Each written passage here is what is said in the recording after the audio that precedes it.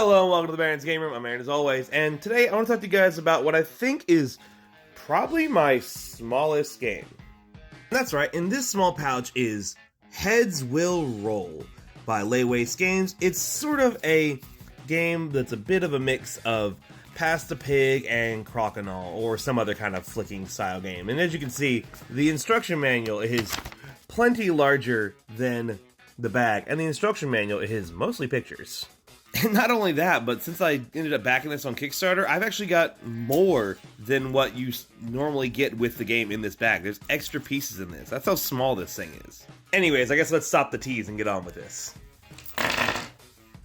So all you'll need for the base game are these pieces over here. You'll need 2 of these copper skulls, 2 of these silver skulls, 1 of this, they call it gold treasure chest, and 1 of these, again, they call it gold shield, colors. And the extra pieces, the silver shield, these gold skulls, and this dragon skull, focus, dang it. Those are extra pieces that I guess we'll go to later. Now, there's a few different variations of how to play this game, so let's just go into what I think is considered the main way to play. For setup, simply take all 6 of the main pieces, and then drop them out onto the table. There we go. The basis of this game are basically you are trying to get the shield to touch the treasure chest here. And at the start of any round, after you've thrown out your pieces, you get 1 flick.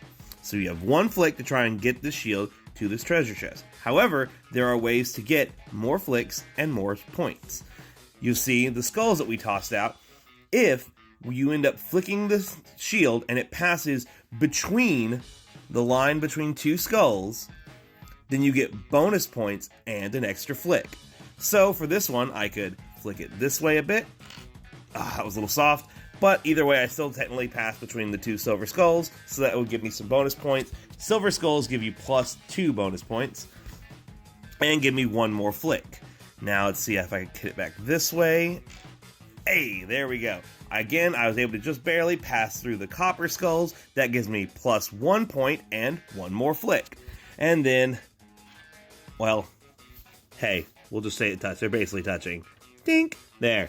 And that would be me ending my turn. I get 1 more point for touching the treasure chest, meaning my total score for this round was 4 points. There we go.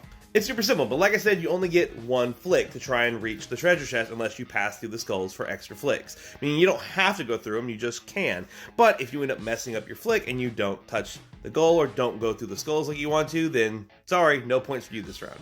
And you just play until you reach a certain score or play a certain number of rounds or something like that. Easy stuff, right?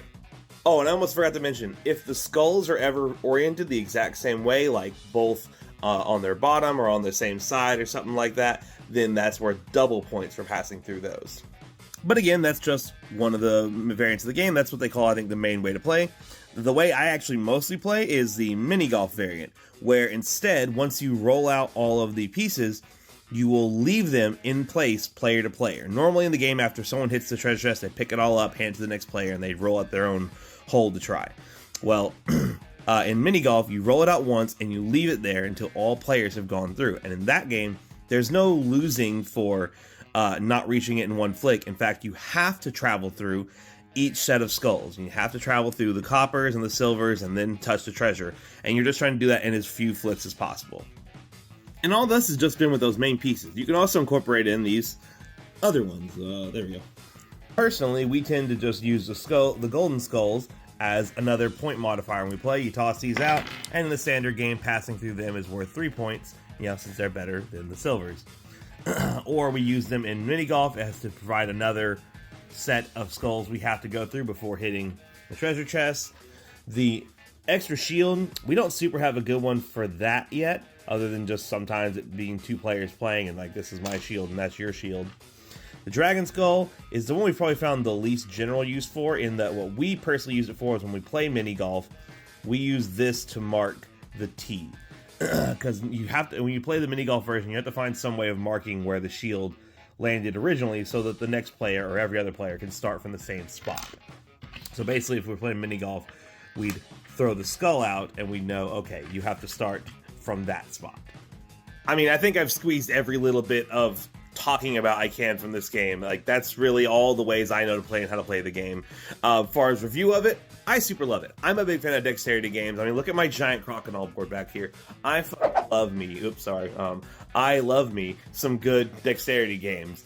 And this is such a tiny one. I can carry it in my pocket to play pretty much anywhere.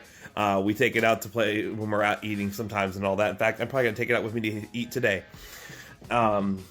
Yeah, and there's nothing to it. The dexterity games are those kind of things that you either love them or you hate them. Either you're good at them and you like them, or you need more complexity to your game or something like that.